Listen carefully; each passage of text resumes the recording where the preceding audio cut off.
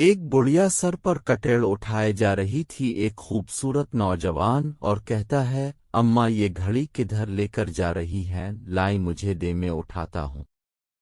آتا ہے۔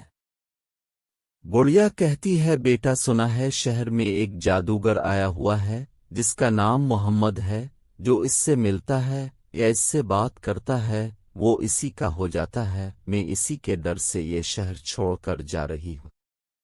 منزل پر پہنچا کر جوان نے بڑھیا کا سامان سر سے اتارا اور اس سے اجازت چاہی۔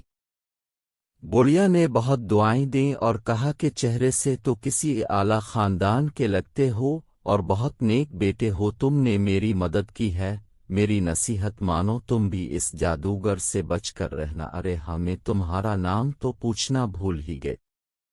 بیٹا کیا نام ہے تمہارا؟ وہ جوان مسکرا کے کہتا ہے، اماں جی میرا نام ہی محمد صلی اللہ علیہ وسلم ہے۔